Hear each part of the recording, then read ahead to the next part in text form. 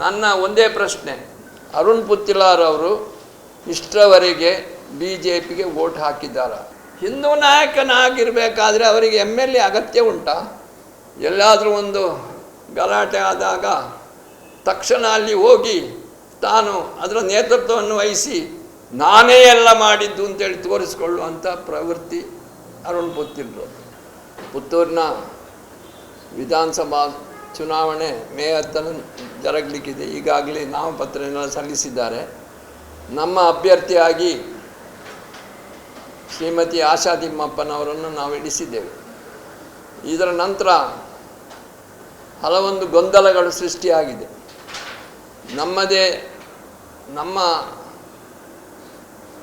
ಜೊತೆಯಲ್ಲಿದ್ದಂತಹ ಶ್ರೀ ಅರುಣ್ ಪುತ್ತಿಲಾರ್ ಅವರು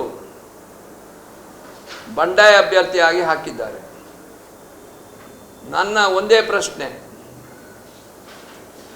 ಅರುಣ್ ಪುತ್ತಿಲಾರ್ ಅವರು ಇಷ್ಟರವರೆಗೆ B J ಪಿಗೆ ವೋಟ್ ಹಾಕಿದ್ದಾರ?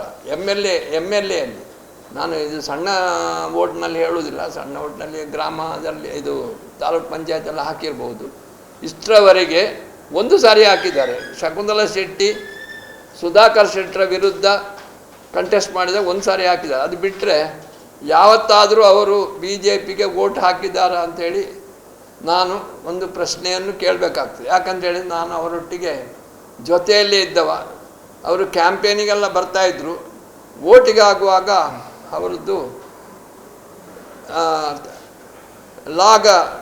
ತಿಪ್ಪರ ಲಾಗ ಶುರುವಾಗ್ತಿತ್ತು. ಅವರು ವೋಟ್ ಹಾಕೋದಿಲ್ಲ ಹಾಗೆಲ್ಲ ಹೇಳ್ತಾ ಇದ್ದರು. ಹಾಕಲಿಲ್ಲ.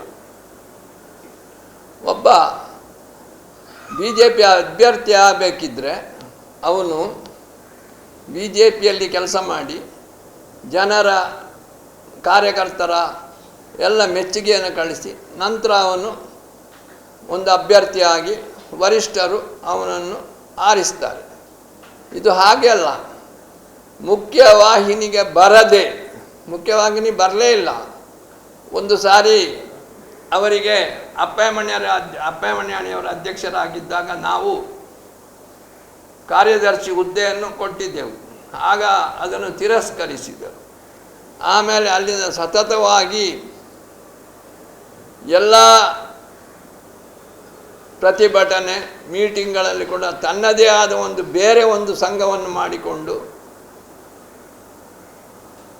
ನಮ್ಮ ಮುಖ್ಯ ಅಧ್ಯಕ್ಷರು ಮತ್ತು ಸದಸ್ಯರು ಮಧ್ಯಲ್ಲಿರುವಂತಹ ಕೂಟಕ್ಕೆ ಎದುರಾಗಿ ಬೇರೆ ಉದಾಹರಣೆಗೆ ಯಾರೋ ಒಬ್ಬರು ಹತ್ಯೆಗೀಡಾದಂತ ತಿಳ್ಕೊಳ್ಳಿ, ಯಾರೋ ಬಿ ಜೆ ಪಿ ಒಬ್ಬ ಹತ್ಯೆಗೀಡಾದ ತಿಳ್ಕೊಳ್ಳಿ. ಆ ಟೈಮ್ನಲ್ಲಿ ನಾವು ಈ ಕೋರ್ಟ್ ಮೈದಾನಲ್ಲಿ ಇದು ಪ್ರತಿಭಟನಾ ಸಭೆಯನ್ನು ಮಾಡಿದರೆ ಶ್ರೀ ಅರುಣ್ ಪುತ್ತಿಲಾರ್ ಅವರು ಬಸ್ ಸ್ಟ್ಯಾಂಡ್ನಲ್ಲಿ ತನ್ನ ಕೆಲವೊಂದು ಸಹಚರನ್ನು ಇಟ್ಕೊಂಡು ಪ್ರತಿಭಟನೆ ಮಾಡ್ತಿದ್ದರು. ಇದು ಎಷ್ಟು ನ್ಯಾಯ ಅಂತೇಳಿ ನಂಗೆ ಗೊತ್ತಿಲ್ಲ. ಇನ್ನೊಂದು ಪ್ರಶ್ನೆ, ಅವರು ಇವತ್ತು ಹಿಂದೂ ನಾಯಕರಾಗಿ ಪ್ರತಿಬಿಂಬಿಸ್ತಾ ಇದ್ದಾರೆ. ಎಲ್ಲರೂ ಅವರು ಹಿಂದೂ ನಾಯಕ ಅಂತ ಹೇಳ್ತಿದ್ದಾರೆ. ಹಿಂದೂ ನಾಯಕನಾಗಿರಬೇಕಾದ್ರೆ ಅವರಿಗೆ ಎಮ್ ಎಲ್ ಎ ಅಗತ್ಯ ಉಂಟಾ? ಹಿಂದೂ ನಾಯಕನೇ ಕೆಲಸ ಮಾಡಲಿಕ್ಕೆ ಎಮ್ ಎಲ್ ಎ ಅಗತ್ಯ ಉಂಟಾ ಅಂತೇಳಿ ನನ್ನ ದೊಡ್ಡ ಪ್ರಶ್ನೆ. ಮೊದಲು ಸಾವರ್ಕರ್ ಇದ್ದರು, ದೀನದಯಾಳ್ ಉಪಾಧ್ಯಾಯ ಇದ್ದರು, ಎಷ್ಟೋ ಜನ ದೊಡ್ಡ ದೊಡ್ಡ ಹಿಂದೂ ಧರ್ಮದ ಇವತ್ತು ಸಂಘದವರಿದ್ದಾರೆ. ಎಷ್ಟೋ ಜನ ಹಿಂದುತ್ವಕ್ಕೋಸ್ಕರ ಪ್ರಭಾಕರ್ ಭಟ್ರು ಇದ್ದಾರೆ. ಎಷ್ಟೋ ಜನ ಇದ್ದಾರೆ ಹಿಂದುತ್ವಕ್ಕೋಸ್ಕರ ಹೋರಾಡುವವರು. ಅವರ ಹೋರಾಟ ನಿರಂತರ ಹೋರಾಟ ಹಿಂದೆ ತುರ್ತು ಪರಿಸ್ಥಿತಿಯ ಕಾಲದಿಂದ ನಡೀತಾ ಬಂದಿತ್ತು. ಜೈಲಿಗೆ ಹೋಗಿದ್ದಾರೆ, ರಾಟೆ ಹಾಕಿಸ್ಕೊಂಡಿದ್ದಾರೆ, ಪೆಟ್ಟು ತಿಂದಿದ್ದಾರೆ, ಊಟ ಇಲ್ಲದೆ ಎಷ್ಟೋ ಜನ ಜೈಲಿನಲ್ಲಿ ಕೊಳೆತಿದ್ದಾರೆ, ಕಾಲ್ನಡಿಗೆ ಹೊಡೆದಿದ್ದಾರೆ, ಅವರ ಮನೆಯವರನ್ನು ಹಿಂಸೆಗೆ ಈಡು ಮಾಡಿದ್ದಾರೆ. ಇಂಥದ್ದೆಲ್ಲ ತುಂಬ ಆಗಿದೆ. ಅನಾವಶ್ಯಕ ಕೇಸ್ ಹಾಕ್ತಾರೆ. ಇಂಥದ್ದನ್ನು ಸಹಿಸಿಕೊಂಡು ತುಂಬ ಜನ ಕಾರ್ಯಕರ್ತರು, ನಮ್ಮ ಬಿ ಜೆ ಪಿಯ ಕಾರ್ಯಕರ್ತರು ತುಂಬ ಕಷ್ಟಪಟ್ಟಿದ್ದಾರೆ. ಇದನ್ನು ನಾವಿಲ್ಲಿ ಸ್ಮರಿಸ್ಕೊಳ್ಬೇಕು. ಬಿ ಜೆ ಪಿ ಅಂದರೆ ತುಂಬ ತೊಂದರೆಗೊಳಗಾದ ಪಕ್ಷ ಇದು. ಇಲ್ಲಿ ಜನರು, ಇಲ್ಲಿ ಕಾರ್ಯಕರ್ತರು ತುಂಬ ಕಷ್ಟಪಟ್ಟಿದ್ದಾರೆ. ಕೈಯಲ್ಲಿ ದುಡ್ಡಿಲ್ಲ, ಅವರನ್ನು ಕೇಳಲಿಕ್ಕೆ ಗ್ರಾಮ ಪಂಚಾಯತ್ ಸದಸ್ಯನು ಕೂಡ ಇಲ್ಲ ಬಿಡಿ, MLA MP ಎಲ್ಲ ಬಿಡಿ, ಒಂದು ಗ್ರಾಮ ಪಂಚಾಯತ್ ಸದಸ್ಯನು ಕೂಡ ಅವರನ್ನು ಕೇಳಲಿಕ್ಕಿಲ್ಲ, ಕೇಳುವವರು ಇರಲಿಲ್ಲ. ಯಾಕಂದರೆ ಯಾರೂ ಇರಲಿಲ್ಲ ಅಂಥ ಕಾಲದಲ್ಲಿ. ಕೈಯಲ್ಲಿ ದುಡ್ಡಿಲ್ಲದೆ ಮನೆ ಮನೆಗೆ ಹೋದಾಗ ಅವರಿಗೆ ನೀರು ಕೊಡುವವರು ಕೂಡ ಇರಲಿಲ್ಲ. ಅಂಥ ಪರಿಸ್ಥಿತಿಯಲ್ಲಿ ಕೆಲಸ ಮಾಡಿದ ಹಲವಾರು ಕಾರ್ಯಕರ್ತರು ಇವತ್ತೇ ಕೂಡ ಇದ್ದಾರೆ. ಅವರೇನು ಕೇಳ್ತಾ ಇಲ್ಲ, ನಮಗೆ ಇದು ಶಾಸಕತ್ವ ಕೊಡಿ ಅಂತೇಳಿ ಯಾರೂ ಕೇಳುವುದಿಲ್ಲ. ಈ ಅರುಣ್ ಗೊತ್ತಿಲ್ಲ, ಯಾವ ಒಂದು ತೊಂದರೆಯನ್ನು ಅನುಭವಿಸದೆ, ಯಾವ ಕಷ್ಟವನ್ನು ಅನುಭವಿಸದೆ ಅವರು ಯಾಕೆ ಕೇಳಬೇಕು? ಅವರಿಗೇನು ಸುಮ್ಮನೆ ಹಾಗೆ ಇದ್ದು ಅವರಿಗೆ ಹಿಂದುತ್ವ ಕೆಲಸ ಮಾಡಲಿಕ್ಕೆ ಆಗೋದಿಲ್ವಾ? ಏನು ಶಾಸಕನ ಆಗಲೇಬೇಕು ಅಂತ ಉಂಟಾ?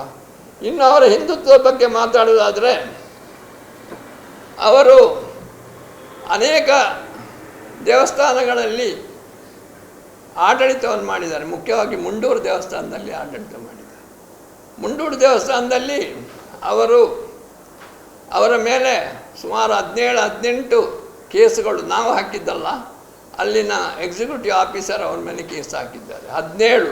17ರಲ್ಲಿ ಅವರಿಗೆ ಅವರು ಮಾಡಿದ ಸರಿಯಲ್ಲ ಎಂಬ ತೀರ್ಪು ಬಂದಿದೆ. ಒಂದು ಹಿಂದೂ ನಾಯಕ ನಮ್ಮದೇ ಆದ ದೇವಸ್ಥಾನದಲ್ಲಿ ತಪ್ಪು ದಾರಿ ಮಾಡಿ, ಮುಖ್ಯವಾಗಿ ಹಣದ ವಿಷಯದಲ್ಲಿ ಇರ್ಬೋದು, ನಂಗೆ ಗೊತ್ತಿಲ್ಲ ಎಂತ ಅಂತೇಳಿ, ಡಬ್ಬಿ ಹೊಡೆದಿದ್ದಾರೆ ಹಾಗೆಲ್ಲ ಹೇಳ್ತಾರೆ. ನಾನೇ ಅದರ ಬಗ್ಗೆ ಕೇಸ್ ಕೊಟ್ಟಿದ್ದೇನೆ ಸಂಪ್ಯ ಸ್ಟೇಷನಲ್ಲಿ. ಇಷ್ಟೆಲ್ಲ ಇರುವಾಗ ಒಂದು ಹಿಂದೂ ನಾಯಕ ಅಂತ ನಾವು ಅವರೇನೇ ಕರೀಬೋದಾ? ಹಿಂದೂ ನಾಯಕ ಅಂತ ಹೇಳ್ಬೋದಾ? ಅವರು ತೊಂದರೆ ಮಾಡಿದ್ದಾರೆ. ಇನ್ನು ಕೆಲವೊಂದು ಬಾರಿ ನಮ್ಮ ಹಿಂದೂಗಳಿಗೆ ದೇವಸ್ಥಾನದ ಒಳಗೆ ಹೊಡೆದಿದ್ದಾರೆ. ಅವರ ಓನ್ ಸಂಬಂಧಿ ಸುರೇಶ್ ಕಣ್ಣುರಾಯರಿಗೆ ಹೊಡೆತ ಬಿದ್ದಿದೆ. ನಾನೇ ಅದನ್ನು ಟ್ರೀಟ್ ಮಾಡಿದ್ದೇನೆ. ಮೊನ್ನೆ ಕೋರ್ಟಲ್ಲಿ ಕೇಸನ್ನು ಹೇಳಿ ಬಂದೆ, ಎವಿಡೆನ್ಸ್ ಕೊಟ್ಟು ಬಂದೆ. ಇದನ್ನೆಲ್ಲ ನೋಡುವಾಗ ನನಗೆ ಭಾಳ ಆಶ್ಚರ್ಯ ಆಗ್ತದೆ. ಇನ್ನೊಂದು ವಿಷಯ ಏನಂತ ಹೇಳಿದರೆ, ಅವರು ಪಕ್ಷದಲ್ಲಿ ಯಾವುದೇ ಒಂದು ಹುದ್ದೆಯನ್ನು ತಗೊಳ್ಳಿಕ್ಕೆ ಅವರು ತಯಾರಿಲ್ಲ. ಇಲೆಕ್ಷನ್ ಬಂದ ಕೂಡಲೇ ಉಲ್ಟಾ ಹೊಡೆದು ಕೆಲಸ ಮಾಡಲಿಕ್ಕೆ ಶುರು ಮಾಡ್ತಾರೆ. ಹಿಂದೆ ಮೋದಿಯವರು ದೇಶದ ಕಣಕ್ಕಿಳಿದಾಗ ಮೋದಿಯವರನ್ನು ಜನರಿಗೆ ಪರಿಚಯಿಸಬೇಕು ಅಂತೇಳಿ ನಾನು, ಅರುಣ್ ಪುತ್ತಿಲ ಮತ್ತು ಅಜಿತ್ ರೇ ಅವರು ನಮೋ ಬ್ರಿಗೇಡ್ ಅಂತ ಮಾಡಿ ಊರೆಲ್ಲ ಸುತ್ತಿ ಅನೇಕ ಸಂದರ್ಭ ಮಾಡಿ ಅವರು ಚೆನ್ನಾಗಿ ಕೆಲಸ ಮಾಡಿದ್ದಾರೆ. ಆ ಸಂದರ್ಭದಲ್ಲಿ ಒಳ್ಳೆಯ ಕೆಲಸವನ್ನು ಮಾಡಿದ್ದಾರೆ, ಒಪ್ಕೊಳ್ತೇನೆ ನಾನು. ಮೋದಿಯವರ ಪರಿಚಯ ಎಲ್ಲರಿಗೂ ಆಗಿತ್ತು. ಇದರ ಅರ್ಥ ನಾವು ಇದನ್ನು ನಮ್ಮ ಸ್ವಂತಕ್ಕೆ ಉಪಯೋಗಿಸಿಕೊಳ್ಳುವಂಥ ಪ್ರಶ್ನೆ ಬರುವುದಿಲ್ಲ. ಇನ್ನು ಅವರು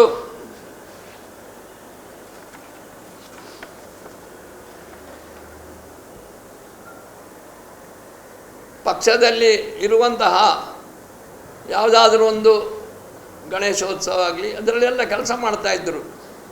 ಮತ್ತು ಹೊತ್ತಕೋಲ, ಉಕ್ಕಿನಡ್ಕ ದೇವಸ್ಥಾನ ಇದರಲ್ಲೆಲ್ಲ ಕೆಲಸವನ್ನು ಮಾಡ್ತಿದ್ದರು. ಅಲ್ಲಿ ಇಷ್ಟರವರೆಗೆ ಲೆಕ್ಕವನ್ನು ಕೊಟ್ಟಿಲ್ಲ ಎಂಬ ಮಾತನ್ನು ನಾನು ಕೇಳಿದ್ದೆ. ಇದು ಎಲ್ಲರೂ ಹೇಳ್ತಾರೆ, ಅಲ್ಲಿ ಅವರು ಲೆಕ್ಕವೇ ಕೊಟ್ಟಿಲ್ಲ ಅಂತ ಹೇಳುವಂಥ ಮಾತನ್ನು ಹೇಳ್ತಾರೆ. ಇದು ಭಾಳ ಒಂದು ಬೇಜಾರದ ವಿಷಯ. ಇನ್ನು ಮೃತ್ಯುಂಜಯೇಶ್ವರ ದೇವಸ್ಥಾನದಲ್ಲಿ ಲೋಕಪ್ಪ ಗೌಡರು ಅಧ್ಯಕ್ಷರಾಗಿದ್ದಾಗ ಅವರು ಆ ದೇವಸ್ಥಾನವನ್ನು ಉದ್ಧಾರ ಮಾಡಬೇಕು ಅಂತ ಹೇಳಿ ನಾಗನಕಟ್ಟೆಯನ್ನು ಕಳಿಸ್ಲಿಕ್ಕೆ ಹೊರಟರು. ಇವರು ಕೂಡಲೇ ಹೈಕೋರ್ಟ್ಗೆ ಹೋಗಿ ಸ್ಟೇ ತಂದರು. ಇದು ಒಂದು ಹಿಂದೂ ನಾಯಕನ ಕೆಲಸವ? ಹೀಗೆ ಮಾಡ್ಬೋದಾ? ಒಂದು ನಾಗನಕಟ್ಟೆಯನ್ನು ಕಟ್ಟುವಾಗ ಅದಕ್ಕೆ ಹೈಕೋರ್ಟ್ನಿಂದ ತಡೆ ಇದನ್ನು ತಡೆ ಅರ್ಜಿಯನ್ನು ತರಲಿಕ್ಕೆ ಸರಿಯಾ? ಆಮೇಲೆ ಸ್ವಲ್ಪ ಸಮಯದಲ್ಲಿ ವಿಚಾರಣೆ ಆದಾಗ ತಡೆಯೋದಕ್ಕೆ ಅರ್ಥ ಇಲ್ಲ ಅಂತೇಳಿ ಅದನ್ನು ಬಿಸಾಡಿದರು. ಆಮೇಲೆ ಈಗ ಚಂದ ಮಾಡಿ ಕಟ್ಟಿದ್ದಾರೆ. ಎಷ್ಟು ಚಂದ ಮಾಡಿ ಕಟ್ಟಿದ್ದಾರೆ. ಆ ಲೋಕಪ್ಪನವರಿಗೆ ಕೆಲಸ ಮಾಡಲಿಕ್ಕೆ ಬಿಡ್ತಾನೇ ಇರಲಿಲ್ಲ. ಇವರು ಸದಾ ಉಪದ್ರ ಕೊಡ್ತಿದ್ರು. ಇದು ಒಂದು ಹಿಂದೂ ನಾಯಕನ ಕೆಲಸವ? ಹೇಳಿ. ಎಲ್ಲಾದರೂ ಒಂದು ಗಲಾಟೆ ಆದಾಗ ತಕ್ಷಣ ಅಲ್ಲಿ ಹೋಗಿ ತಾನು ಅದರ ನೇತೃತ್ವವನ್ನು ವಹಿಸಿ ನಾನೇ ಎಲ್ಲ ಮಾಡಿದ್ದು ಅಂತೇಳಿ ತೋರಿಸ್ಕೊಳ್ಳುವಂಥ ಪ್ರವೃತ್ತಿ ಅರುಣ್ ಪುತ್ತಿಲ್ರು. ಅವರಿಂದ ಏನೂ ಹೆಲ್ಪ್ ಆಗೋದಿಲ್ಲ. ಒಂದು ನ್ಯಾಯ ಪೈಸೆ ಅವರು ಇಷ್ಟವರೆಗೆ ಯಾರು ಕೊಟ್ಟು ಸಹಾಯ ಮಾಡಿದ್ದು ನನಗೆ ಗೊತ್ತಿಲ್ಲ. ಅಥವಾ ಅವರ ಅನುಕಂಪ ಮಾಡೋದು, ನಮ್ಮ ಹತ್ರ ಆಸ್ಪತ್ರೆಗೆ ಬಂದು ಅಡ್ಮಿಟ್ ಮಾಡಿ ಡಾಕ್ಟ್ರೆ ತಗೋಳ್ಳಿ ಅಂತೇಳಿ ನನ್ನ ತಲೆ ಮೇಲೆ ಹಾಕಿ ಹೋಗ್ತಿದ್ದೆ. ನಾನು ಪುತ್ತೂರು ಆದರ್ಶ ಆಸ್ಪತ್ರೆ ಅಂತ ಹೇಳಿದರೆ ಕುಂಬ್ಳೆಯಿಂದ ಹಿಡಿದು ಇದು ಬಂಟ್ವಾಳದವರೆಗೆ ಯಾರಿಗೂ ನಮ್ಮ ಹಿಂದೂಗಳಿಗೆ ಇದಾದಾಗ ಗಾಯ ಆದಾಗ ಇದು ಕೋಮುಗಲಗಳಿಗೆ ಗಾಯ ಆದಾಗ ನಾನು ಅಡ್ಮಿಟ್ ಮಾಡ್ತಿದ್ದೆ. ಕುಂಬ್ಳೆಯಿಂದ ಕೇರಳದಿಂದ ಬರ್ತಿದ್ರು, ಬಂದು ಇಲ್ಲಿ ಕೊಡ್ಬೇಕು. ಯಾಕೆ ಅವರಿಗೆ ನನ್ನ ಮೇಲೆ ನಂಬಿಕೆ ಇತ್ತು, ನಾನು ಸರಿಯಾಗಿ ಬರೆದು ಅವರ ಒಂದು ಕೇಸಿಗೆ ಸಹಾಯ ಮಾಡ್ತೇನೆ ಅಂತ ಹೇಳುವಂಥ ಒಂದು ನಂಬಿಕೆ ಇತ್ತು. ಈ ಅರುಣ್ ಪುತ್ತಿಲ್ಲ ಅದು ನನ್ನ ಒಟ್ಟಿಗಿದ್ದ ಕಾರಣ ಅವ್ರಿಗೆ ಗೊತ್ತಾಗ್ತಿತ್ತು ಇಂಥ ಅಡ್ಮಿಟ್ ಆಗಿದೆ ಅಂತ. ತಕ್ಷಣ ಬಂದು ಅವು ತೂಕ ಬುಡಾಯ ಆಗಿ ಹೀಗೆ ಅಂತೆಲ್ಲ ಹೇಳಿ ಅವರನ್ನು ಮಂಗಮಾಯ ಮಾಡಿ ಅವರು ಹೋಗ್ತಿದ್ರು. ಮತ್ತೆ ಅವರು ಪತ್ತೆ ಇರಲಿಲ್ಲ. ಆಮೇಲೆ ಅವರಿಗೆ ಯಾವುದೇ ಥರದ ಸಹಾನುಭೂತಿಯನ್ನು ಕೊಡುವಂಥ ಕೆಲಸವನ್ನು ಮಾಡಲಿಲ್ಲ. ಪಾಪ ಮೋನಪ್ಪ ಕರ್ಕೇರು ಆ ಕುಕ್ಕಿನಡ್ಕ ದೇವಸ್ಥಾನದಲ್ಲಿ ಏನೂ ಇಲ್ಲ ಇದ್ದಾಗ ಕೈಯಿಂದ ದುಡ್ಡು ಹಾಕಿ ನಡೆಸಿದಂಥ ದೇವಸ್ಥಾನ, ಅದನ್ನು ಇವರು ಅವರ ಕೈಯಿಂದ ಕಿತ್ತುಕೊಂಡು ಇದು ಎಂಥದ್ದು ಬ್ರಹ್ಮಕಲಶವನ್ನು ಮಾಡಿ ಅದು ಏನು ಮಾಡಿದಾರೋ ನಮಗೆ ಗೊತ್ತಿಲ್ಲ. ಇನ್ನೊಂದು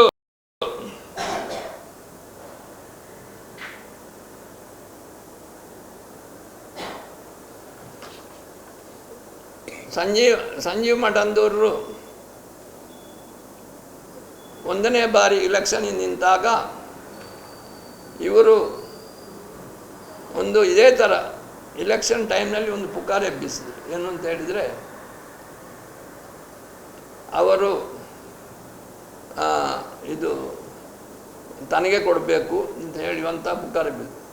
ಹಾಗೆ ಅವರು ಓಟ್ ಹಾಕಲಿಲ್ಲ ಅಂತ ಹೇಳೋಕ್ಕೆ ನಾನು ಅವರ ಸಂಬಂಧದವರ ಮನೆಗೆ ಹೋಗಿದ್ದೆ. ಅವರ ಸಂಬಂಧವರು ಯಾರಿದ್ದಾರ ಅವರ ಮನೆಗೆಲ್ಲ ಹೋದಾಗ ಅವರು ನನ್ನ ಹತ್ರ ಹೇಳಿದರು, ಸಂಜೀವ್ ಮಠಂದೂರು ಇನ್ನೊಂದು 2-3 ಬಾರಿ MLA ಆದರೆ ನಮ್ಮ ಹುಡುಗನಿಗೆ ಯಾವಾಗ ಸಿಕ್ಕುವುದು ಅಂತ ಹೇಳುವಂಥ ಮಾತನ್ನು ಅವರು ಹೇಳಿದರು. ಇದರ ಅರ್ಥ ಏನು ಅಂತೇಳಿ ನೀವೇ ತಿಳ್ಕೊಳ್ಳಿ. ಇನ್ನು ಕಡಬದಲ್ಲಿ ಒಂದು ತನ್ನ ವಾಹನದ ಅಡಿಗೆ ಒಂದು ಹೆಂಗಸು ಬಿದ್ದಾಗ, ಹೆಂಗಸು ಬಿದ್ದಾಗ ಬೆದ್ದು ಸತ್ತೋಯ್ತು. ಅದನ್ನು ಯಾರಿಗೂ ಹೇಳದೆ ಅದನ್ನು ಮುಚ್ಚಿಟ್ಟು ಏನೂ ಆಗದ ಹಾಗೆ ಮಾಡಿದರು. ಇದು ಒಂದು ಹಿಂದೂ ನಾಯಕನಾದರೆ ಏನು ಮಾಡಬೇಕಿತ್ತು, ಅದನ್ನು ಕಾರಲ್ಲಿ ಹಾಕಿ ತಕ್ಷಣ ತಂದು ಅದಕ್ಕೆ ಟ್ರೀಟ್ಮೆಂಟ್ ಕೊಡಬೇಕಿತ್ತು. ಈ ಕೆಲಸವನ್ನು ಅವರು ಮಾಡಲಿಲ್ಲ. ಇದಕ್ಕೆ ಬೇಕಾದಷ್ಟು ಪುರಾವೆಗಳಿದೆ. ಆಮೇಲೆ ಅವರು ಶನಿ ಪೂಜೆಯನ್ನು ಮಾಡಿದರು. ನಿಮ್ಗೆ ಗೊತ್ತುಂಟು, ಶನಿ ಪೂಜೆಯನ್ನು ಮಾಡಿದರು. ಶನಿ ಪೂಜೆ ಮಾಡಿ ಮೆರವಣಿಗೆ ಮಾಡಲಿಕ್ಕೆ ಅನುಮತಿ ಕೊಟ್ಟಿಲ್ಲ. ಅನುಮತಿ ಕೊಡದಿದ್ದಾಗ ಜಬರ್ದಸ್ತ್ನಲ್ಲಿ ಅವರು ಮೆರವಣಿಗೆಯನ್ನು ಮಾಡಿದರು. ಅವರು ಅದಕ್ಕೆ ಇದರಿಂದ ಅವರ ಸಹಚರರಿಗೆಲ್ಲ ಪೊಲೀಸ್ನವರ ಏಟು ಬಿದ್ದು ಅವರಿಗೆ ತುಂಬ ತಾಪತ್ರಯ ಆಯಿತು. ಆಗ ಕಲೆಕ್ಷನ್ ಆದ ದುಡ್ಡನ್ನು ಹಿಡ್ಕೊಂಡು ಅವರು ಹೋದರು. ಆ ದುಡ್ಡಿನ ಲೆಕ್ಕಾಚಾರ ಇದುವರೆಗೆ ಕೊಟ್ಟಿಲ್ಲ. ಆಮೇಲೆ ಹೊಡೆದದ್ದು DVಯವರ ಮಾತಿನ ಮೇರೆಗೆ ಪೊಲೀಸ್ನವರು ನಮಗೆ ಹೊಡೆದಿದ್ದಾರೆ ಎಂಬ ಸುಳ್ಳು ಆಪಾದನೆಯನ್ನು ಹೊರಿಸಿ ಅವರು ಅದರಲ್ಲಿ ತಪ್ಪಿಸಿಕೊಂಡ್ರು. ಆಮೇಲೆ ಇದು ಮುತಾಲಿಕರ ಶ್ರೀರಾಮ ಸೇನೆಯನ್ನು ಸೇರಿ ಅವರೊಟ್ಟಿಗೆ ಮರಾಠಿಯಲ್ಲಿ ಪ್ರಾರ್ಥನೆ ಮಾಡಿ ಕೆಲಸ ಮಾಡುವಂತಹ, ಮರಾಠಿಯಲ್ಲಿ ನಾನು ಒಂದ್ಸಲ ನೋಡಲಿಕ್ಕೆ ಹೋಗಿದ್ದೆ. ಅದು ಅವರದ್ದು ಪ್ರೇಯರ್, ಮರಾಠಿಯಲ್ಲಿ ಪ್ರೇಯರ್ ಮಾಡಿ ಇವರು ಅವರೊಟ್ಟಿಗೆ ಹೋಗ್ತಾಯಿದ್ರು. ಇದು ಭಾರಿ ಹಾಸ್ಯಾಸ್ಪದ. ಆಮೇಲೆ ಮರಾಠಿ ನಮಗೆ ಮತ್ತು ಮಹಾರಾಷ್ಟ್ರಕ್ಕೆ ಇದು ಈ ಭಾಷೆಯಲ್ಲಿ ಜಗಳ ಬಂದಾಗ ಅದನ್ನು ಬಿಟ್ಟರು. ಇನ್ನು ಇದರಲ್ಲಿ ನಿಂತರೆ ನಾನು ಬದುಕುವುದಿಲ್ಲ ಅಂತ ಬಿಟ್ಟು ಹಿಂದೂ ಸೇನೆ ಅಂತ ಒಂದು ಮಾಡಿದರು. ಹಿಂದೂ ಸೇನೆ ಅಂತ ಮಾಡಿ ಅದನ್ನು ಮುಂದುವರಿಸ್ತಾ ಇದ್ದರು. ಇನ್ನೊಂದು ಮೊನ್ನೆ ಭಾಸ್ಕರಾಚಾರ್ಯ ಅವರ ಅಣ್ಣ ಒಂದು ಸುಳ್ಳು ವಿಷಯ ಹೇಳಿದ. ನನ್ನ ಹೆಂಡತಿ ಶ್ರೀಮತಿ ಮಲ್ಲಿಕಾ ಪ್ರಸಾದ್ ಓಟಿಗೆ ನಿಂತಾಗ ನಾನು ಭಾರೀ ಕೆಲಸ ಮಾಡಿದ್ದೇನೆ ಅಂತ ಹೇಳುವಂಥ ಒಂದು ಮಾತನ್ನು ಇದು ಶುದ್ಧ ಸುಳ್ಳಿದು. ನಮಗೆ ಎಷ್ಟು ಅನ್ಯಾಯ ಮಾಡಲಿಕ್ಕೆ ಆಗ್ತದೆ ಅಷ್ಟು ಅನ್ಯಾಯ ಮಾಡಿದ್ದಾರೆ ಅವರು. ಆದರೂ ನಾನು ಅದನ್ನು ಕ್ಷಮಿಸಿದ್ದೇನೆ. ಯಾಕಂತ ಹೇಳಿದರೆ ಒಂದು ಒಳ್ಳೆಯ ನಾಯಕ ಬರಲಿ ನಮ್ಮೊಟ್ಟಿಗೆ ಒಳ್ಳೆಯ ಕೆಲಸ ಮಾಡ್ತಾರೆ ಅಂತ ಹೇಳುವಂಥದ್ದು. ಆದರೆ ಅವರ ಮನಸ್ಸು ವಕ್ರ, ಬರೀ ಅಧಿಕಾರದ ಆಸೆ.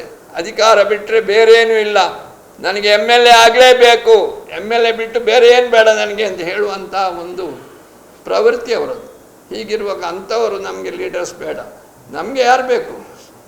ಶಾಂತ ಆಗಿರ್ಬೇಕು. ಇವರ ಹಾಗೆ ಇದ್ದಲ್ಲಿ ಹೋಗಿ ಗಲಾಟೆ ಮಾಡಿ, ಮೊನ್ನೆ ನಿಮ್ಗೆ ಗೊತ್ತುಂಟು, ಇವನು ರವೀಂದ್ರ ಅಂತ ಹೇಳುವರ ಮನೆಗೆ ಹೋಗಿ ರಾತ್ರಿ ಹೊಡೆದು ಅವನಿಗೆ ಅವನ ಕರೆಂಟ್ ಎಲೆಕ್ಟ್ರಿಸಿಟಿಯನ್ನು ಕಟ್ ಮಾಡಿ, ಆಮೇಲೆ ಅವನ CC ಕ್ಯಾಮರಾವನ್ನು ಕನೆಕ್ಷನ್ ಕಟ್ ಮಾಡಿ, ಇವತ್ತು ಕೇಸ್ ಇದೆ ಅವ್ರ ಮೇಲೆ. ಇವತ್ತು ಸಂಪ್ಯ ಸ್ಟೇಷನಲ್ಲಿ 307 ಕೇಸ್ ಇದೆ.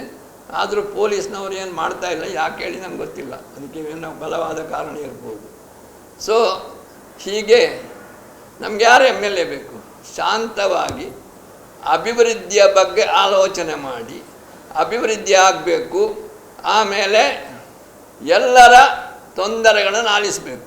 ಈಗ ಒಬ್ಬ ಬರ್ತಾನೆ, ಅವನಿಗೆ ತೊಂದರೆ ಉಂಟು, ಅವನ ತೊಂದರೆ ಅವನಿಗೆ ಸರಿ ಇರ್ಬೋದಾ ತಪ್ಪಿರ್ಬೋದು, ಅದನ್ನು ನಾವು ಆಲಿಸಬೇಕು ಮತ್ತು ನಮ್ಮಿಂದ ಆದ ಪ್ರಯತ್ನವನ್ನು ಮಾಡಬೇಕು. ಒಂದು ವೇಳೆ ಅವನು ತಪ್ಪಿದ್ರೆ ಅವನು ತಿಳಿಸ್ಬೇಕು, ನೋಡಿ ಮಾರೆ ನೀನು ಮಾಡೋದು ಸರಿಯಲ್ಲ, ನಿಮಗೆ ಅದು ಸಿಗಲಿಕ್ಕೆ ಸಾಧ್ಯ ಇಲ್ಲ ಅಂತ ಹೇಳುವಂಥ ವಿಷಯವನ್ನು ಅವರಿಗೆ ತಿಳಿಸ್ಬೇಕು.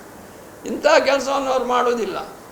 ಎಲ್ಲರದ್ದು ಸಂಘರ್ಷವಾಗಿಯೇ ಮಾಡ್ತಾ ಇದ್ದಾರೆ. ಇದು ಸರಿಯಾ ಅಂತ ಹೇಳುವಂಥ ಒಂದು ಮಾಡಬೇಕು. ನಮಗೆ ಶಾಂತ ರೀತಿಯಲ್ಲಿ ಇವರು MLA ಬೇಕು.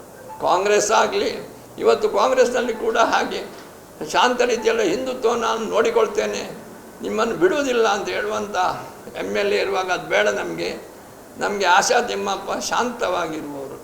ಅವರು 2 ಸಾರಿ ಜಿಲ್ಲಾ ಪಂಚಾಯತ್ ಅಧ್ಯಕ್ಷ, 3 ಸಾರಿ ಜಿಲ್ಲಾ ಅಧ್ಯಕ್ಷರಾಗಿ, ಇದು ಸದಸ್ಯರಾಗಿ ಮತ್ತು 1 ಬಾರಿ ಅಧ್ಯಕ್ಷರಾಗಿ ಮತ್ತು ಪಟ್ಟಣ ಪಂಚಾಯತ್ ಸುಳ್ಯದ ಅಧ್ಯಕ್ಷರಾಗಿ ಒಳ್ಳೆಯ ಕೆಲಸವನ್ನು ಮಾಡಿದ್ದಾರೆ.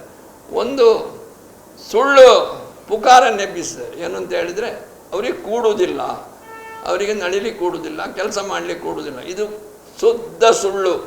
ಯಾಕಂತ ಹೇಳಿದರೆ ಅವರಿಗೆ ಆದ 64 ವರ್ಷ, ಅವರು ಇವತ್ತು ಎಲ್ಲ ಕಡೆಗೂ ಹೋಗ್ತಾ ಇದ್ದಾರೆ. 64 ವರ್ಷ ಮುದಿ ಪ್ರಾಯ ಅಂತ ಹೇಳಿದರೆ ಭಾರಿ. ಹಾಗಾದರೆ ಮೋದಿಯವರಿಗೆ ಚಾನ್ಸ್ ಕೊಡಬಾರ್ದು, ಮೋದಿಯವರನ್ನು ಬಿಡಬಾರ್ದು. ಇನ್ನೂ ಒಂದು ಕೆಲಸವನ್ನು ಇವತ್ತು ನಮ್ಮ ಅರುಣ್ ಪುತ್ರರು ಮಾಡ್ತಾ ಇದ್ದಾರೆ. ಏನು? ನಾವು BJPಯಲ್ಲೇ ಇರುವುದು, ನಾವು ನಾಳೆ ಗೆದ್ದರೆ BJPಯಲ್ಲೇ ಬರುವುದು ಅಂತ ಹೇಳುವಂಥ, ನಾವು ಮೋದಿಯವರಿಗೆ ಸಪೋರ್ಟ್ ಅಂತ ಹೇಳುವಂಥ ವಿಷಯವನ್ನು ಹೇಳ್ಕೊಂಡು ಬರ್ತಾರೆ. ಅದು ಹೇಗೆ ಸಾಧ್ಯ? ಇವತ್ತು ಮೋದಿಯವರಿಂದ ಆದಂತಹ ಶಾಸಕರ ಸ್ಪರ್ಧಿಸುವವರನ್ನ ಹೆಸರನ್ನು ಸೂಚಿಸಿದ್ದು ನಡ್ಡಾ ಮತ್ತು ಮೋದಿಯವರು ಮತ್ತು ಅಮಿತ್ ಶಾ ಅವರ ಸೂಚನೆಯ ಮೇರೆಗೆ ನಮಗೆ ಬಂದವು. ಅದನ್ನು ಧಿಕ್ಕರಿಸಿ ಯಡಿಯೂರಪ್ಪನವರು ಫೋನ್ ಮಾಡಿ ಹೇಳುವಾಗ ಹಿಂದೆ ತಗೊಳ್ಳಿ ಅಂತ ಹೇಳಿದ ಅವರ ಮಾತನ್ನು ಧಿಕ್ಕರಿಸಿ, ಇನ್ನು ಇವರು ಅಮಿತ್ ಶಾನವರು ನಾನು ಸ್ವಲ್ಪ ಹೊತ್ತಿನಲ್ಲಿ ಮಾತಾಡ್ತೇನೆ ಅಂದಾಗ ಅವರ ಮಾತಿಗೆ ಅವರಿಗೆ ಫೋನೇ ಮಾಡದೆ ಧಿಕ್ಕರಿಸಿದಂಥವರು BJPಗೆ ಯಾವತ್ತೂ ಯೋಗ್ಯರಲ್ಲ, ಯಾವ ಕಾಲಕ್ಕೂ ಯೋಗ್ಯರಲ್ಲ. ಅಂಥವರು ನಮಗೆ ಬೇಡ. ನಮಗೆ ಶಾಂತ ಸ್ವರೂಪದ ಇವರು ಆಶಾ ತಿಮ್ಮಪ್ಪನವರು ಮತ್ತು ಎಲ್ಲರ ತೊಂದರೆಗಳನ್ನು ನಿಜವಾದ ಸ್ವಚ್ಛ ಮನಸ್ಸಿನಿಂದ ಆಲಿಸುವಂಥ ಅರುಣ್ ಪುತ್ರನಾಗಿ ಶೋ ಅಲ್ಲ. ನನಗೆ ನೆನಪುಂಟು, ಇಲ್ಲಿ ಅನಿತಾ ಆಯಿಲ್ ಮಿಲ್ ಅವರದ್ದು ಅಲ್ಲೊಂದು ಇದು ಬಿದ್ದೋಯ್ತು, ಒಂದು ತಡೆಗೋಡೆ ಬಿದ್ದೋಯ್ತು. ಬಿದ್ದೋದಾಗ ಅದರ ಅಡಿಗೆ ಒಬ್ಬ ಕೂಲಿಯವನು ಸತ್ತೋದ, ಆಚೆ ಉತ್ತರ ಕನ್ನಡ. ಬಿದ್ದೋಗಿ ಅದರಲ್ಲಿ ಸತ್ತೋದವ. ನಾವೆಲ್ಲ ಹೋದೆವಲ್ಲಿ. ಹೋದಾಗ ಅವನ ಬಾಡಿಯನ್ನು ಅದರ ಅಡಿಯಿಂದ ತೆಗೆದೆಲ್ಲ ಆಗಿದೆ. ಈ ಅರುಣ್ ಗೊತ್ತಿಲ್ಲ ಇದರ ಮೇಲೆ ನಿಂತಿದ್ದಾರೆ, ಅದರ ಮೇಲೆ ನಿಂತಿದ್ದಾರೆ ತೋರಿಸ್ಲಿಕ್ಕೆ ನಾನು ಭಾರಿ ಕೆಲಸ ಮಾಡ್ತಾ ಇದ್ದೇನೆ ಅಂತ ಹೇಳುವಂಥ ಜನರಿಗೆ ತೋರಿಸ್ಲಿಕ್ಕೆ. ಇಂಥ ತೋರಿಕೆ ವ್ಯಕ್ತಿ, ಆಡಂಬರದ ಆಷಾಢಭೂತಿ ವ್ಯಕ್ತಿತ್ವ. ನಿಮಗೆ ಎಲ್ಲರಿಗೂ ಜಾಸ್ತಿ ನನಗೆ ಗೊತ್ತು. ನನ್ನ ಒಟ್ಟಿಗೆ 8 ವರ್ಷ ನಾನು ಆಯಪ್ಪನ ಜೊತೆ ಕೆಲಸ ಮಾಡಿದ್ದೇನೆ. ಅವರ ವ್ಯವಹಾರ ಸರಿ ಇಲ್ಲ ಅಂತ ಹೇಳುವ ದೃಷ್ಟಿಯಲ್ಲಿ ನಾನು ಅವರಿಗೆ ಮುಂಡೂರು ದೇವಸ್ಥಾನ ಕೊಡಬಾರ್ದು ಅಂತ ಹೇಳುವಂಥ ಸಜೆಷನನ್ನು MLA ಕೊಟ್ಟಿದ್ದೆ. ಆ ಸಜೆಷನ್ ಪ್ರಕಾರ ಲೋಕಪ್ಪ ಗೌಡ್ರಿಗೆ ಅದನ್ನು ಕೊಟ್ಟಿದ್ದಾರೆ. ಹಾಗೆ ಇದು ಕೊಟ್ಟಿದ್ದಾರೆ. ಇದರಿಂದ ಅವರಿಗೆ ನನ್ನ ಮೇಲೆ ಸಿಟ್ಟು. ನಾನು ಅವರಿಗೆ ಮುಂಡೂರು ದೇವಸ್ಥಾನ ಕೊಡಲಿಲ್ಲ. ಅದು ಇನ್ನು ಬಂದು ನಾನು ಕೊಡುವುದಿಲ್ಲ. ಯಾಕೆಂತ ಹೇಳಿದರೆ ವ್ಯವಹಾರ ಸರಿಯಿದ್ದವರಿಗೆ ಮತ್ತು ಉಗ್ರ ಸ್ವರೂಪಿಗಳಿಗೆ ನಾವು ಕೊಡುವುದಿಲ್ಲ. ಒಬ್ಬ ಶಾಸಕನಾದರೆ ಹಿಂದೂ ಆಗಲಿ, ಮುಸ್ಲಿಮ್ ಆಗಲಿ, ಕ್ರಿಶ್ಚಿಯನ್ ಆಗಲಿ ಎಲ್ಲರಿಗೂ ಸಮಾನ ರೀತಿಯಲ್ಲಿ ನೋಡಬೇಕು. ಹಿಂದೂ ನಾಯಕ ಅಂತ ಹೇಳಿದರೆ ಹಿಂದೂಗಳ ರಕ್ಷಣೆ ಬೇರೆ, ಅದು ಬೇರೆ ಪಾಯಿಂಟ್ ಅದು. ಆದರೆ ಉಳಿದವರಿಗೆ ಉಪದ್ರ ಕೊಡಬೇಕು ಅಂತೇನಿಲ್ಲ ಅಲ್ಲ, ಅಂಥ ಕೆಲಸವನ್ನು ನಾವು ಮಾಡಬಾರ್ದು. ಇಂಥ ಒಂದು ಇರುವಂಥ ಒಳ್ಳೆಯ ಹೆಂಗಸನ್ನು ನಾವು ಮಾಡಿದ್ದೇವೆ, ಇದನ್ನು ನಾವು ತಿಳಿಬೇಕು. ಮತ್ತು ಒಂದು ಪಕ್ಷದಲ್ಲಿ ಯಾವಾಗಲೂ ಇರುವವರನ್ನು, ಕೆಲಸ ಮಾಡುವವರನ್ನು ನಾವು ಶಾಸಕರಾಗಿ ಆರಿಸಬೇಕು. ಮತ್ತು ಇದರಲ್ಲಿ ಈ ಒಂದು ವಿಷಯ ಅಂತೂ ಖಂಡಿತ ಒಂದು ವಿಷಯ, ಅರುಣ್ ಪುತ್ತಿಲ ಯಾವ ಕಾಲಕ್ಕೂ ಗೆಲ್ಲುವುದಿಲ್ಲ, ಅದು ಮಾತ್ರ ಖಂಡಿತ. BJPಗೆ ತೊಂದರೆ ಆಗ್ಬೋದು, ಆದರೆ BJP ರಾಷ್ಟ್ರೀಯ ಪಕ್ಷ, ಅದಕ್ಕೆ ಮರಣವಿಲ್ಲ, ಅದಕ್ಕೆ ಅಂತ್ಯ ಇಲ್ಲ. ಆದರೆ ಇವರು ತಿಳ್ಕೊಂಡಿದ್ದಾರೆ BJPಯನ್ನು ಸೆದೆಬಡಿದು ನಾವು ಮೇಲೆ ಅದು ಜನ್ಮಕ್ಕೂ ಸಾಧ್ಯ ಇಲ್ಲ. ಒಂದು ವೇಳೆನೇ ಇದ್ದರೆ ಕಾಂಗ್ರೆಸ್ ಗೆಲ್ಬೋದು. ಬಹುಶಃ ಈ ನಿಟ್ಟಿನಲ್ಲಿ ಕಾಂಗ್ರೆಸ್ನವರು ಅವರಿಗೆ ಹಿಂದಿನಿಂದ ಸಹಾಯ ಮಾಡ್ತಾ ಇದ್ದಾರೆ ಅಂತ ಹೇಳುವಂಥ ವಿಷಯ ನನಗೆ ಈಗ ಕೆಲವು ಕಡೆಯಿಂದ ತಿಳಿದು ಬಂದಿದೆ. ಆದಷ್ಟು ಇವರ ಓಟನ್ನು ಹೀರಲಿ ಮತ್ತು ನಾವು ಸುಲಭವಾಗಿ ಗೆಲ್ಲಬಹುದು. ಇಂಥ ಕನಸನ್ನು ಅವರು ಇಟ್ಕೊಳ್ಳೋದು ಬೇಡ. ನಮ್ಮ ಜನರು ಹಿಂದೂವಾದಿಗಳು ಮತ್ತು ಒಳ್ಳೆಯ ಕ್ಯಾಂಡಿಡೇಟಿಗೆ, ಒಳ್ಳೆಯ ಶಾಂತ ರೀತಿಯ ಎಲ್ಲರನ್ನು ಆಲಿಸುವಂತಹ ಅಭ್ಯರ್ಥಿಗೆ ಓಟ್ ಹಾಕುವವರು. ಆದ್ದರಿಂದ ಆಶಾ ತಿಮ್ಮಪ್ಪನಿಗೆ ಖಂಡಿತವಾಗಿ ಓಟ್ ಹಾಕ್ತಾರೆ, ಓಟ್ ಹಾಕಿ ಗೆಲ್ಲಿಸ್ತಾರೆ ಅಂತ ಆ ದೇವರ ದಯೆ ಕೂಡ ಅವರ ಮೇಲುಂಟು. ಮಹಾಲಿಂಗೇಶ್ವರನ ದಯೆ ಮತ್ತು ಇದು ಮೃತ್ಯುಂಜಯೇಶ್ವರ, ಮುಂಡೂರಿನ ಮೃತ್ಯುಂಜಯೇಶ್ವರ, ಉಕ್ಕಿನಡಕದ ಸುಬ್ರಾಯೇಶ್ವರ, ದೇವರ ಎಲ್ಲ ಅನುಗ್ರಹ ಇವರ ಮೇಲಿದೆ. ಖಂಡಿತವಾಗಿಯೂ ತಪ್ಪು ಮಾಡಿದವರನ್ನು ಯಾವ ಕಾಲಕ್ಕೂ ಗೆಲ್ಲಲಿಕ್ಕೆ ಬಿಡುವುದಿಲ್ಲ ಅಂತೇಳಿ ನನಗೆ ನಂಬಿಕೆ ಉಂಟು. ಇಷ್ಟು ಹೇಳಿ ನನ್ನ ಮಾತನ್ನು ಮುಗಿಸ್ತೇನೆ. ಜೈ ಹಿಂದ್. ಚುನಾವಣೆಯಿಂದ ಮೊದಲೇ ಪಕ್ಷದಿಂದ ಹೊರಗಾಕಲಿಕ್ಕೆ ನಮಗೆ ಅದೆಲ್ಲ ಇದಾಗಲಿಲ್ಲ. ಎಲ್ಲ ಇದು ಅವರ ಮೇಲೆ ಕೇಸ್ ಉಂಟು, ಅದೆಲ್ಲ ಯಾವುದು ಕೋರ್ಟ್ನಲ್ಲಿ ಇನ್ನೂ ಸೆಟ್ಲ್ ಆಗಲಿಲ್ಲ. ಈಗ ಫಾರ್ ಎಕ್ಸಾಂಪಲ್ ಮೊನ್ನೆ ಮಾಡಿದಂಥ ಕೇಸ್ನಲ್ಲಿ ಅವರ ವಿರುದ್ಧ ಇದುಂಟು, ಯಾವುದು FIR ಉಂಟು, 307 ಉಂಟು. ಇನ್ನೂ ಅವರನ್ನು ಅರೆಸ್ಟ್ ಮಾಡಿಲ್ಲ. ನಾವೇಂತೇಳಿ ನಾವೇನು ಮಾಡಲಿಕ್ಕಾಗ್ತದೆ? ಯಾವುದು ಯಡಿಯೂರಪ್ಪನವರು ಕಾಲ್ ಮಾಡಿದ್ದು ಯಾಕಂತ ಹೇಳಿದರೆ ಬಂಡಾಯ ತೆಗೀರಿ ಅಂತ ಹೇಳಿದ್ದು, ನಿಮಗೆ ಅಭ್ಯರ್ಥಿ ಕೊಡ್ತೇನೆ ಅಂತ ಹೇಳಿದ್ದ. ಹೌದು, ಯಾರು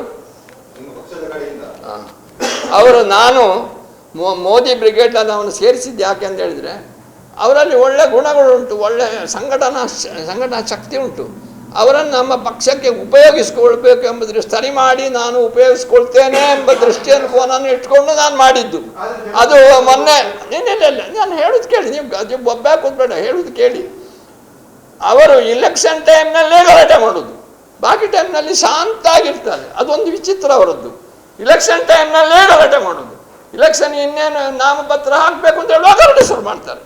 ಇದರಿಂದ ನಮಗೆ ಉಸಿರು ಕಟ್ಟಿದಾಗ ಆಗ್ತದೆ, ಅಷ್ಟು ಇಟ್ಕೊಳ್ಳಿ.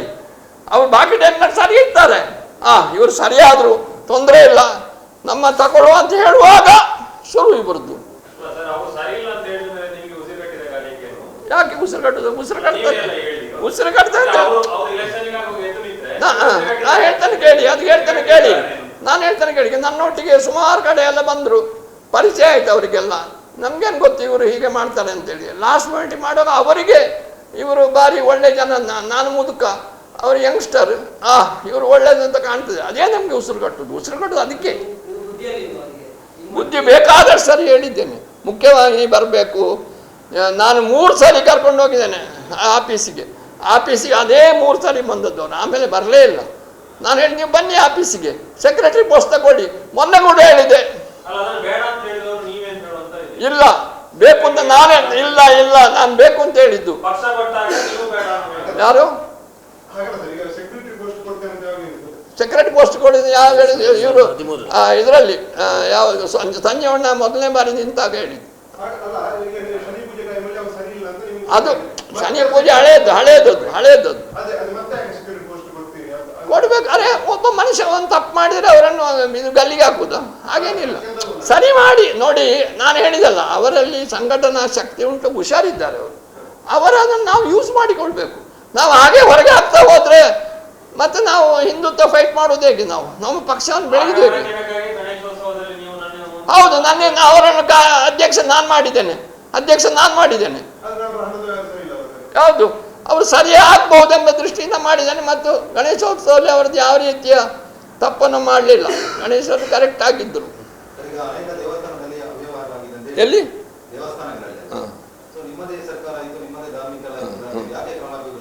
ತಗೊಳ್ಳಿಕ್ಕೆ ಅವ್ರ ಮೇಲೆ ಕೇಸ್ ಹಾಕಿದಾರಾ?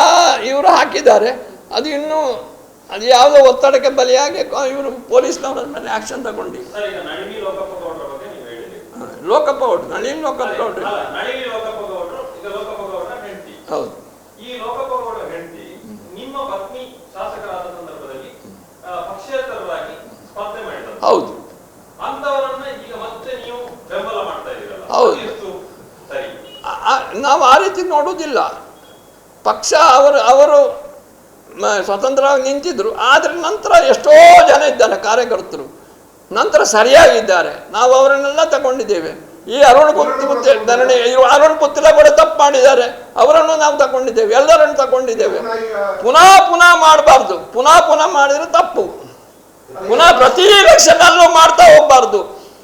ನನ್ನ ಮಲ್ಲಿಕಾ ಪ್ರಸಾದ್ ನಿಂತಾಗ ಉಪದ್ರ ಮಾಡಿದ್ರು, ಅಂತವರು ಬೇಕಾದಷ್ಟು ಜನ ಇದ್ದಾರೆ, ಅವ್ರನ್ನೆಲ್ಲ ನಾವು ತಗೊಂಡು ಪುನಃ ಪರಿವರ್ತನೆ ಆಗಿದ್ದಾರೆ ಅವರು. ಇವರು ಹಾಗೆಲ್ಲ ಇಲೆಕ್ಷನ್ ಬಂದಾಗ ಹಾರಾಡ್ತಾರೆ, ಇಲೆಕ್ಷನ್ ಹೋದ್ಮೇಲೆ ಪುನಃ ಆಗಿರ್ತಾರೆ. ಈಗ ನೀವು ಬಂಟ್ವಾಳದಲ್ಲಿ ಒಂದು ಭಾಷಣವನ್ನು ಮಾಡುವಾಗ ಹೇಳ್ತೀರಿ, ನಮ್ಮ ಪುತ್ತೂರಿನ ಶಾಸಕ ಭ್ರಷ್ಟ, ಅವನಿಗೆ ಟಿಕೆಟ್ ಅನ್ನು ಕೊಡಬಾರ್ದು. ಯಾರು ಹೇಳಿದ್ದಾರೆ? ಅದೇ ಕಾರಣಕ್ಕೆ ಸೀಟ್ ತಪ್ಪಿದ ಈಗ. ಅಲ್ಲ, ಯಾರಿಗೆ ಭ್ರಷ್ಟ? ನಾನು ಯಾವಾಗ ಹೇಳಿದ್ದು? ಅಂದ್ರೆ ಬಂಟ್ವಾಳದಲ್ಲಿ ಒಂದು ಕಾರ್ಯಕ್ರಮ, ಬಂಟ್ವಾಳದಲ್ಲಿ ನಾನು ಕಾರ್ಯಕ್ರಮದಲ್ಲಿ ಯಾವುದು ಹೇಳಿದ್ದಿಲ್ಲ. ಬಂಟ್ವಾಳ ಕಾರ್ಯಕ್ರಮ ನಾನು ಹೋಗುವುದೇ ಇಲ್ಲ. ಅದರಲ್ಲಿ ನಾನು ಪುತ್ತೂರಿನ ಶಾಸಕರ ಬಗ್ಗೆ ಯಾಕೆ ಮಾತಾಡೋದು? ಪುತ್ತೂರಿನ ಶಾಸಕರು ಮಾತಾಡಲಿ. ಯಾರು?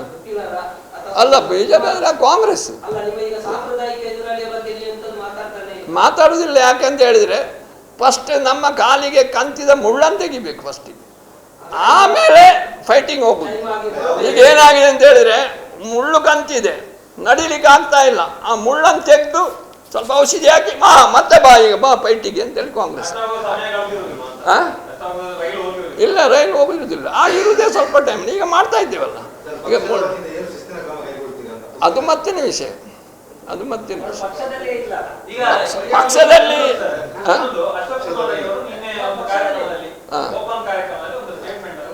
ಏನು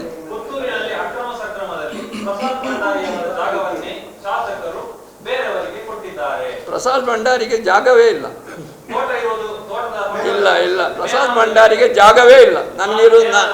ನನಗೆ ಇರೋದು 0.6 acres ಲ್ಯಾಂಡ್, ಸ್ಮಾಲ್ ಲ್ಯಾಂಡ್. ಅದಕ್ಕೆ ಕುಂಕಿ ಇದೇ ಇಲ್ಲ.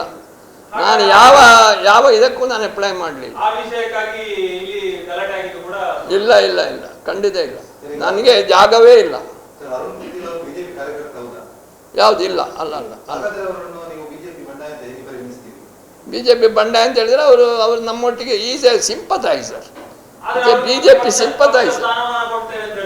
ಹೌದು, ಕೊಟ್ಟು ಸೇರಿಸ್ಕೊಳ್ಳುವ ಅಂತ ಸೇರಿಸ್ಕೊಂಡು.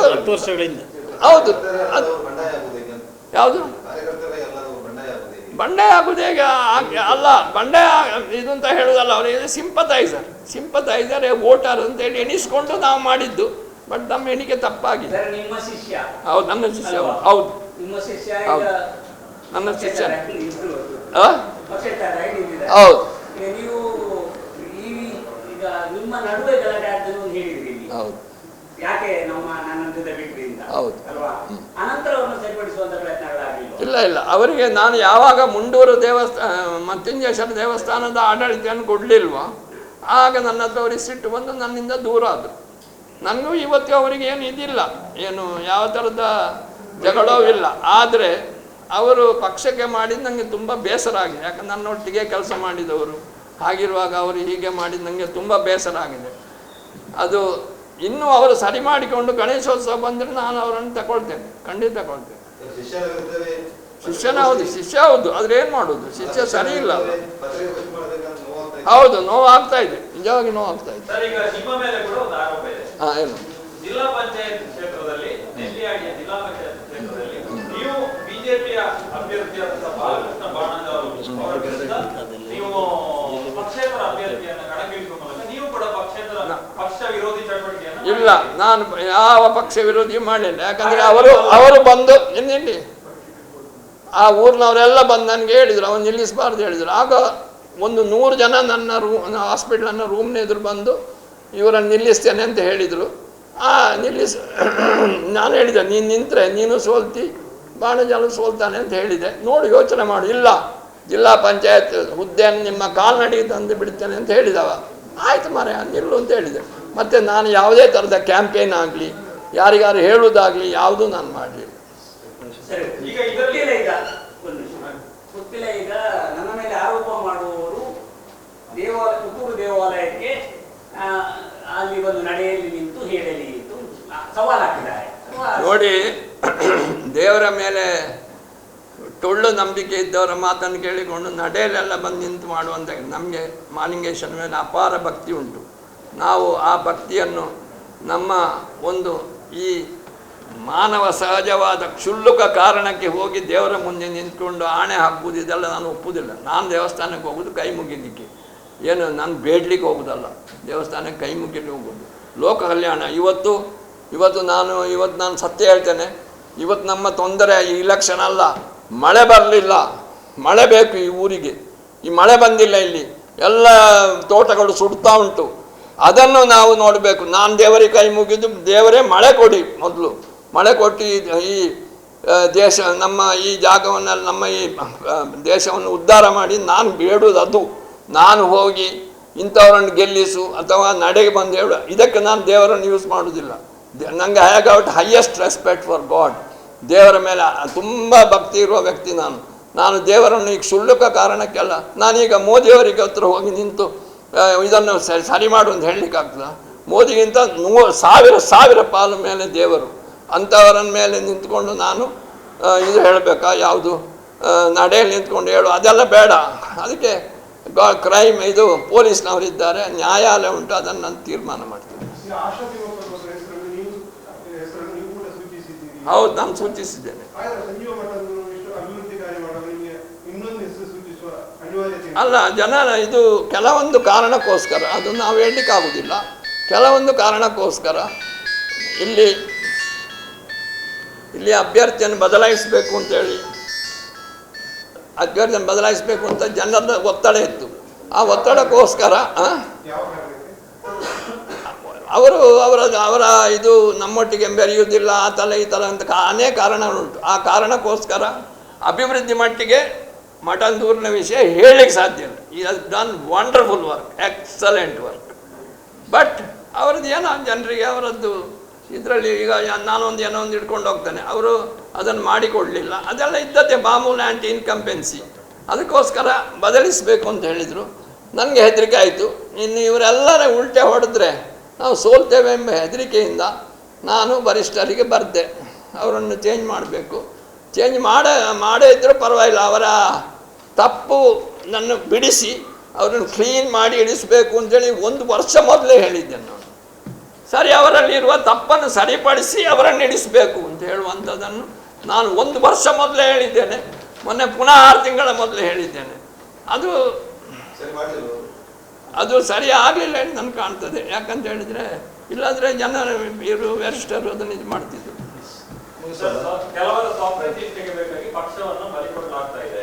ಕೆಲವರ ಸ್ವಪ್ರತಿಷ್ಠೆಗೆ ಬೇಕಾಗಿ, ಹೌದು, ಖಂಡಿತ ಹೌದು.